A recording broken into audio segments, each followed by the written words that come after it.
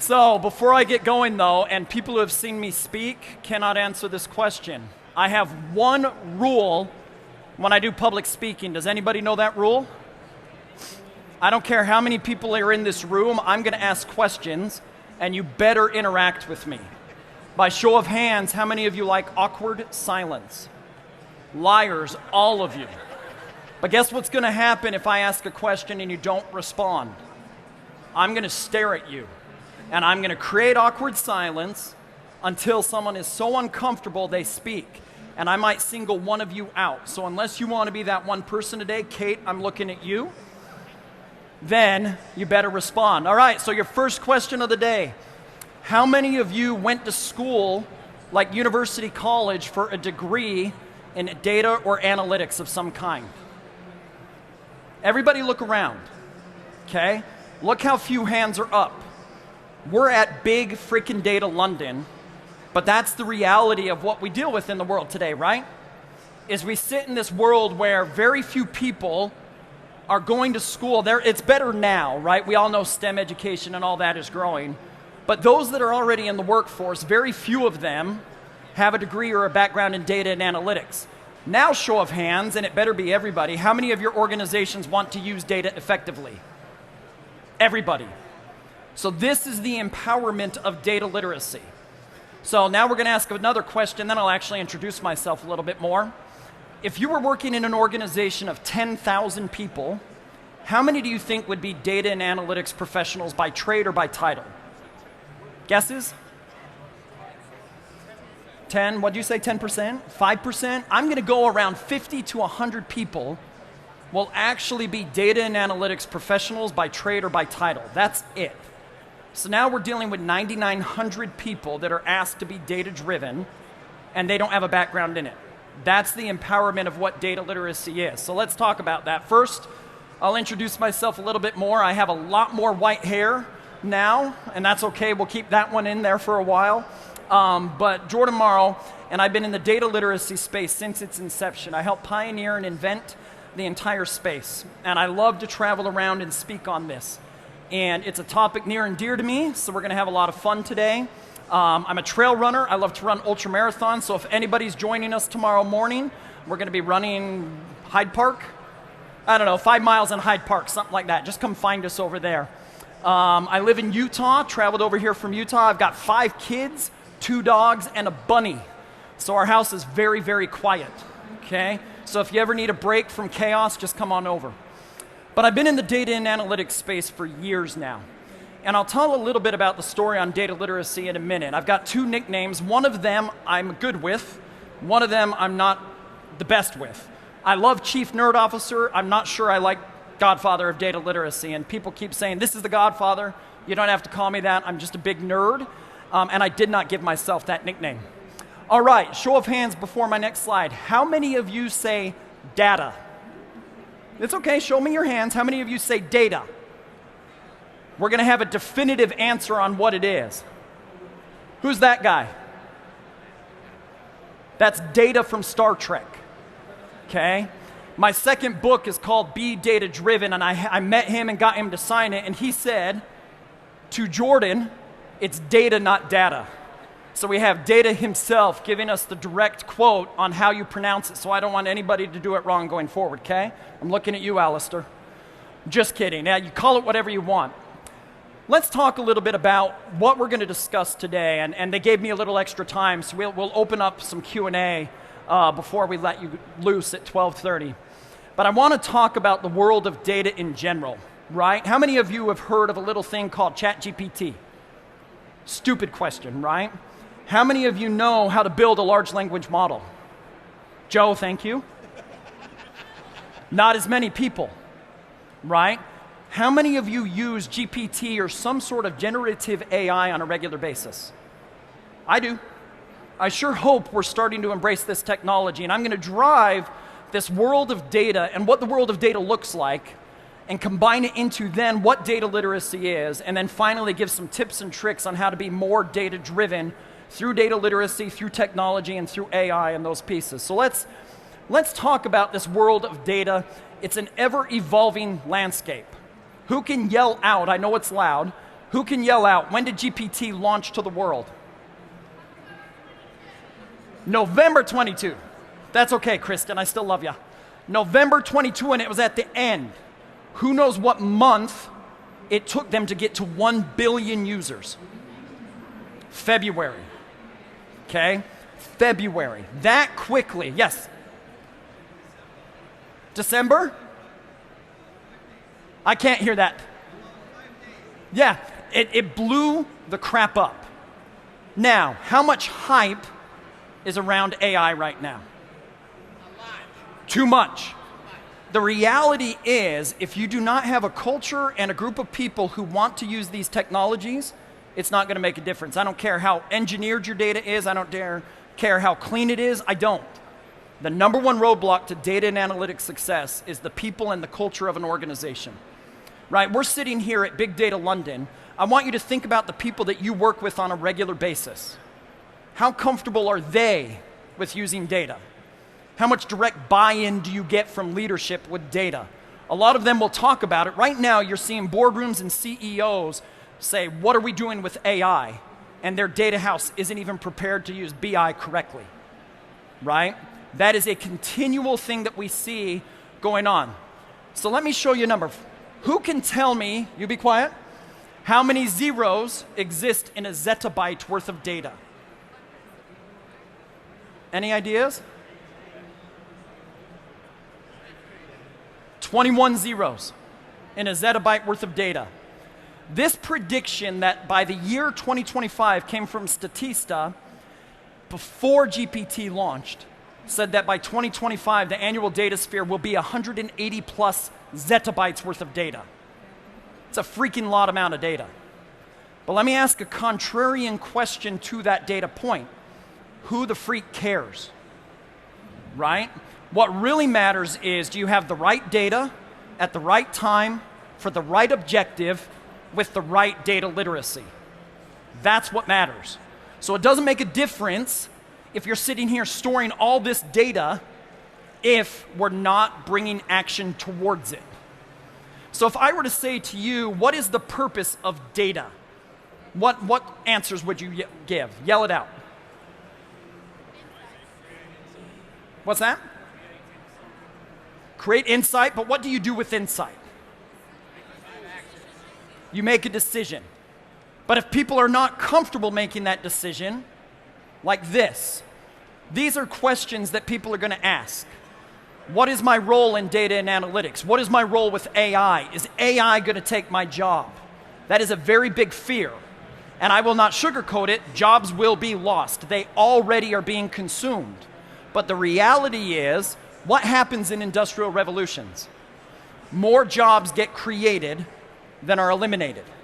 The difference is, right now, the pace of change is at such a rate, we can't catch up to it in some degree.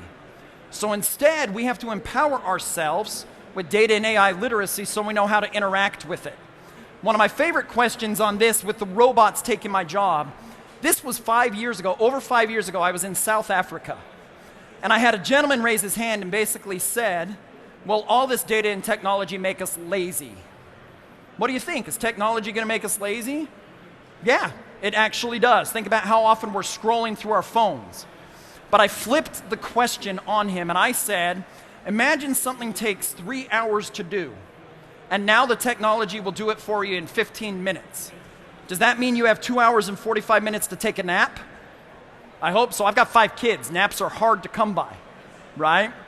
No, what it does is it opens up your time to dig deeper into the work, as long as we are developing ourselves and able to. There is a great book out there by Cal Newport called Deep Work. How many of you have read that book by Cal Newport? Got some people. Wonderful book, highly recommend it. Deep Work by Cal Newport. In it, he says your brain has capacity for 4 hours, that's it, of deep work a day. How many of us do you think actually get 4 hours of deep work a day? We get distracted, we have different things that get in the way. So instead, I want you to think about data and AI tools and analytics as your partner to enable you to find insight that then enables you to make a decision. Now, another question that can come up is, do I have a seat at the data and analytics table? Does everybody have a seat at the data and analytics table? Absolutely. Absolutely. It just depends what that seat looks like, right? In 10,000 employees, we might have 100 data professionals, but then we have 9,900 people that I want their curiosity, I want their experience, I want their questions, I want all of that to be applied to the data. We just have to teach them how.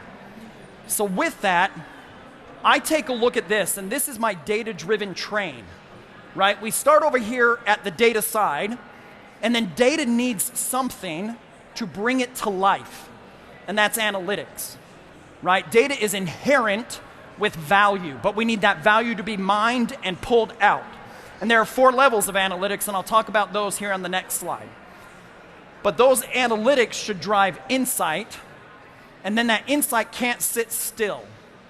That insight needs to be turned into an effective decision. And we'll talk about it in a minute, that we then have to execute on that effective decision. That is something I think that gets lost in data and analytical work. We'll build statistical models, we'll build data visualizations, we'll build these amazing things, and then nothing gets done with it, right? Where is this value that we're looking to create? Joe, he was here just a second ago, Joe Reese, hope you go see him speak later. I think it was him the other day who said on a LinkedIn post, I want us to be able to stop talking about value from data. It should just be an everyday thing that we're bringing data to the table within business strategy so that we get value from it. It's not there yet, but I hope it gets there soon. So let's talk about these 4 levels of analytics, and I'm going to do it through 2 different analogies, one personal and one for all of us. So to begin, show of hands, how many of you are comfortable working in all 4 levels of analytics? Couple people, few people? How many of you knew that there were 4 levels? More people, right? So I'm going to go through an analogy to illustrate the power of these in 2 different ways. Number 1, I want all of you to imagine that you're sick, okay? You go to the doctor, and he or she enters the room, says you're sick, leaves the room, and never returns. How many of you are going to go back to that doctor? If you're saying yes to that, will you see me after?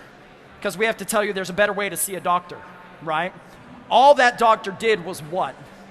They gave you a descriptive analytic. They described that you're sick. That's not going to solve things, though. Where do you think most organizations are stuck today when it comes to data and analytical work? Descriptive analytics. How many organizations that you work for or work with have tons of Power BI, Click, Tableau dashboards, even in Excel, and then they don't move beyond it because they don't know how to find insight in it? I went with a company once when I worked for Click, and this organization had, I believe, 400 dashboards, Click dashboards. Guess how many were being used? 6. What the freak are we doing? Why are you maintaining 400 dashboards when all you need to do is 6? Here's a rule of thumb. If you don't know what someone is doing with your data work, stop sending it and see who gets mad at you. More often than not, you're going to find out they didn't need it in the first place, okay? First level descriptive, that's the doctor saying you're sick. What do doctors then do? You're sick, here is why. That's your diagnostic analytic, right? To me, when it comes to all 4 levels, this is your golden nugget. This is the most important one because insight leads to decision making. Because then the doctor will say, you're sick, here's why. If we do A, B, and C, you can get better. They just ran a predictive model. And sometimes you're given external things like prescription pills or something to fix you. That's a prescriptive analytic. That's the 4 levels of analytics. But I'll tell you right now, most investment goes here. Companies are stuck here.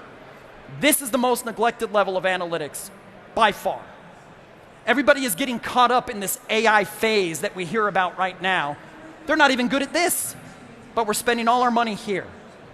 It needs to be a holistic approach. Now let's go back to our 10,000 person organization.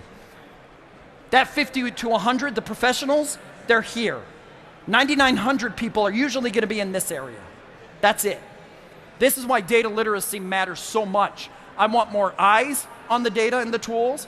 I want more insight. I want more ideas. I want curiosity. I want all of that being a part of it. This is why everyone has a seat at the data and analytics table. Let me go through a personal example of how these things work. I love ultra marathons, and there's a race in Utah called the Speedgoat 50K. Besides reading my book and finding out about it in there, how many of you have heard of the Speedgoat 50K in Utah? One of the hardest races in the world. It's got over 11,000 feet of vertical gain in 32 miles. It freaking hurts. I ran it last year, and I have never struggled more in a race in my life and never wanted to quit more. If my kids weren't waiting on one of the peaks, I wouldn't have finished. After the race, my watch estimated my sweat loss for that event, 23 pounds plus. Just sweat loss. Now, don't get me wrong, I'm drinking water and liquid throughout the race. I would be dead if that was the case, right?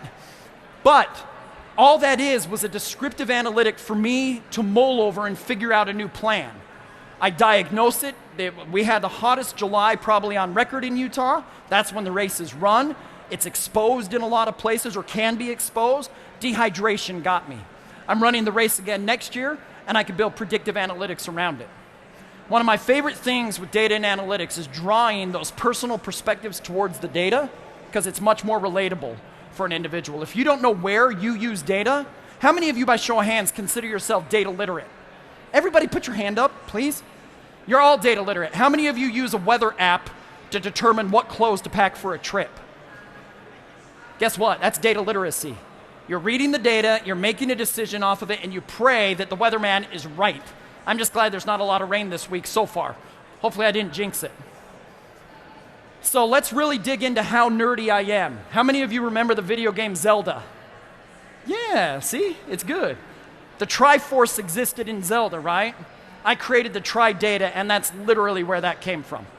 These are three key areas that no matter what you're doing with data, AI, and all of those things, that we have to tap into. Data-driven problem-solving, decision-making, and one of the keys that if I had you leave here today, besides a few others, is I want you to start truly executing upon data-driven decisions.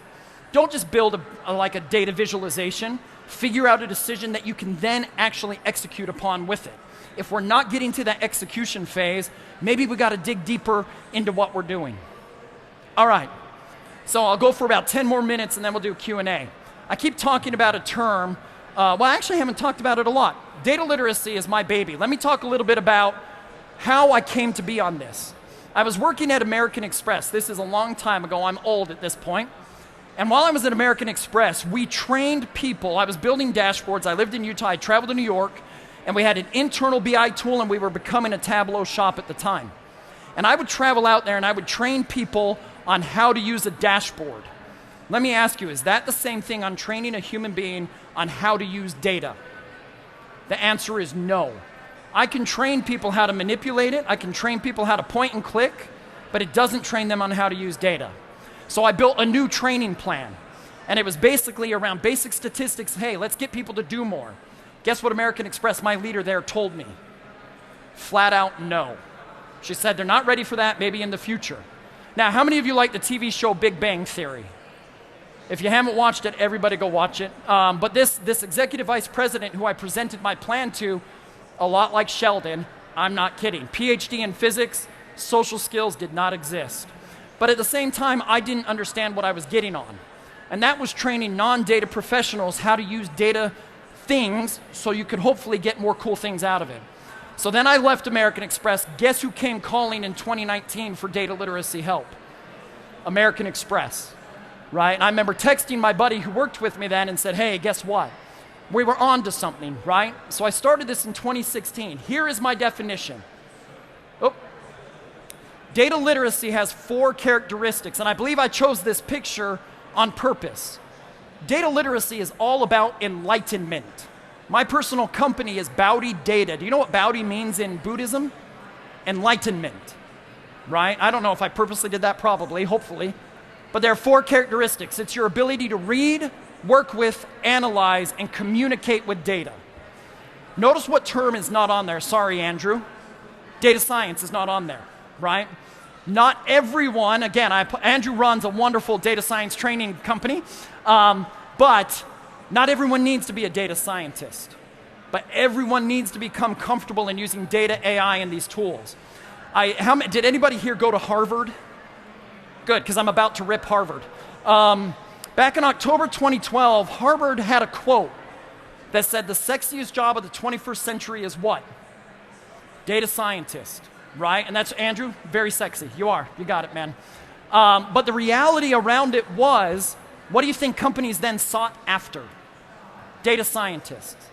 And they didn't know what to do with them. The holistic approach to data strategy needs to be, we need data scientists. We need master data management. We need data storytelling, data engineering, and we need data literacy and a holistic approach. Now with that, how does that matter with AI? And Christina back there, I give her a lot of credit for changing my thought process. When GPT launched, I'm like, oh my gosh, did I just become obsolete? This is a new tool and technology. I believe it was you who said to me, you became more important. And my mindset has become, data and AI literacy are more important today than ever before. Because if we invest in these tools and technologies and the right modeling and all these things, and people do not know what to do with it, problem solve, make decisions, 4 levels of analytics, it's going to be the same cycle over and over again. And the companies that do figure it out could really excel versus those who don't. So let's talk a little bit about how to become more data-driven. The number one roadblock for data and analytics success is the culture of the organization, hands down. I don't care how good your data science is, your data engineering, your tools, your technology, if people don't want to use it, they're not going to. So we have to create a culture around being data-driven. And these are my 6 pillars. Number 1, data fluency. By show of hands, how many of you know what a Markov chain analysis is? A few people. How many of you know what the word probability means?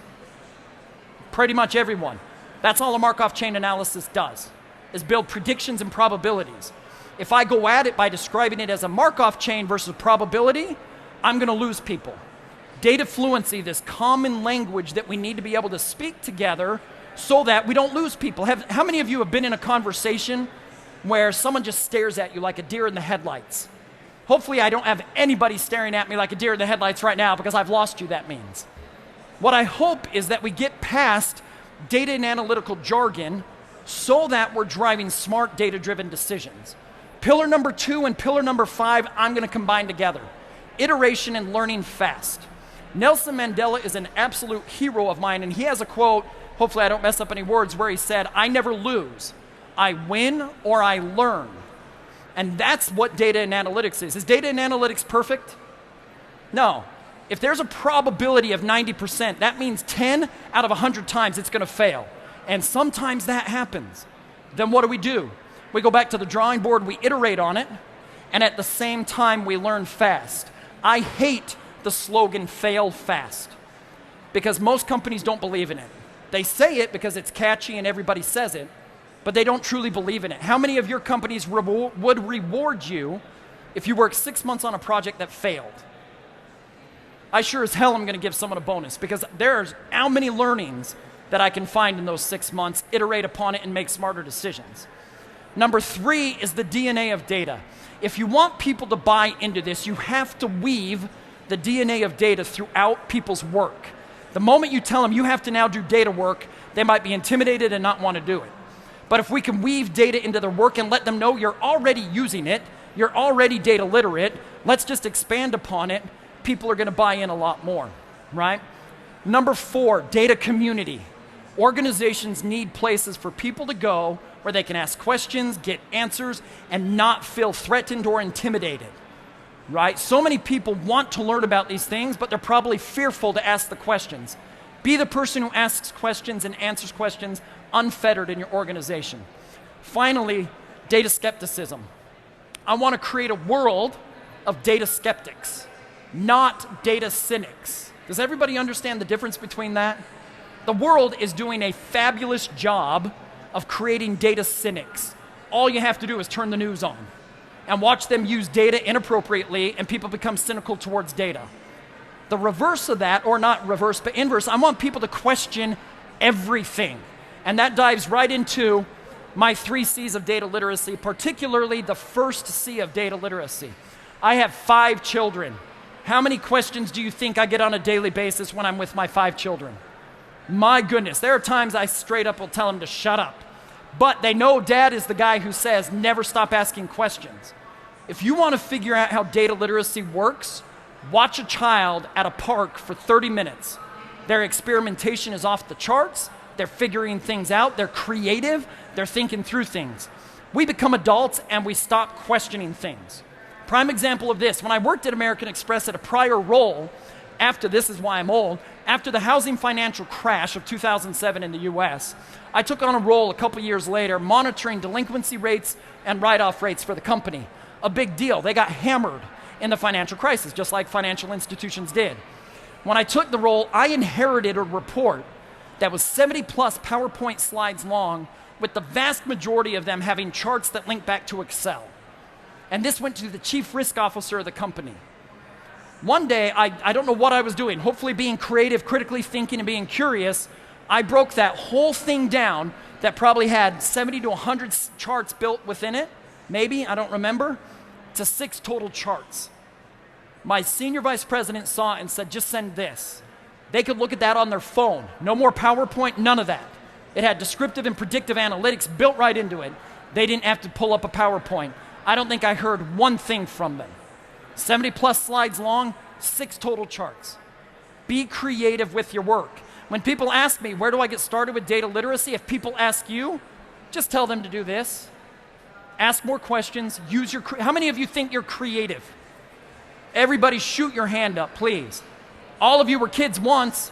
Kids are amazingly creative. It's in you somewhere.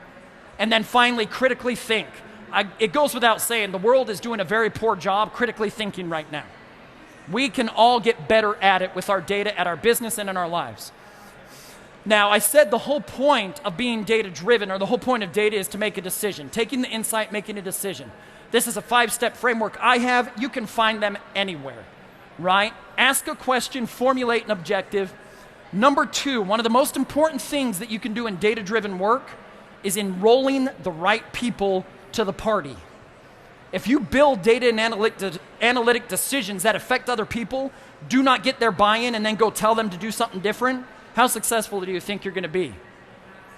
Right? And sometimes it's okay. You have to get out of your comfort zone. You have to network with people, and you have to talk to them and say, we're going to work on this. I want you involved. So we've asked the question, we're gathering the data, we're enrolling the people, we analyze, finding the insight, we regroup, assess the findings, we execute a decision, and there's one of my favorite words, iterative or iteration. It is ongoing, right? I don't care if it's got a 95% chance of happening. Number 1, I might tell you that you overfit your model. Let's go back to the drawing board. But number 2, 5 out of 100 times it's not going to work, and we have to be cognizant of that and have to iterate. A couple more slides and then we'll move on and answer any questions. Where does the human element come in? You'll hear me say it all the time. This is why every single person has a seat at the table. I want your intuition. I want your experience. I want your thoughts, your ideas. I'm just going to combine it with the data at this point, right? I think people are fearful that the data is going to illustrate they've been doing it wrong for a long time. I'm okay with that because guess what? Now we didn't have data in the past, we do now. But I want your gut feel. I want your ideas. Now let's bring the data, let's work it together, go through a decision process and make that decision. Here's my 5-step plan. I'll pull them up all real quick. Number 1 thing, historically, I bet a lot of companies, I shouldn't say I bet a lot, but at times companies would make number 3 step number 1.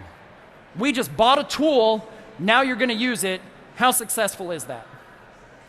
The number 1 thing that you want to do is a data strategy needs to be totally integrated into the business strategy. What do you want to accomplish as a business? The data is there to support that. With that support, we are then trying to drive the decision. So once you know the outcome that you're looking to drive, you set a strategy to achieve it.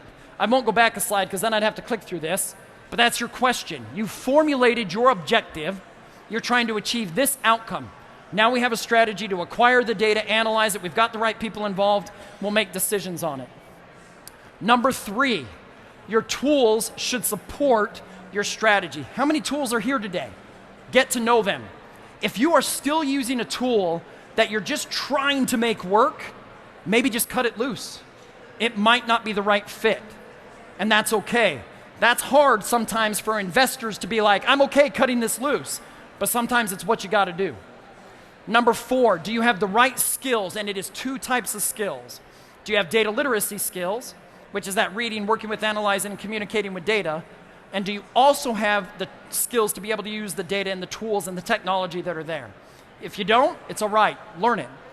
Number 5, make sure your environment is ready for this. If you don't know if the organization is ready for data literacy, find out. If you don't know if the organization's doing this right, find out. We're in another massively big hype cycle with AI. I wish we could take a step back from all the hype and just say, where does this really fit in? And then we understand how to use it. Because guess what? A lot of things are going to be hyped up again. They might go down. And then another hype and might go down. I would rather have organizations. For me, it makes more sense to be consistently good than have moments of greatness. Meaning I want leaders to buy in consistently and not all of a sudden have every now and then, hey, I've got an idea, let's do this. So those are my 5 steps. Would love for you to come meet me. I'm doing a book signing at 1 o'clock over there by the bookstore. I think that's what it's called over there. But come chat with me. More importantly, follow my friends that are going to be speaking today. You've got Scott, Andrew, Kate, lots of people here from our group that are speaking, one right after another. So just follow the caravan.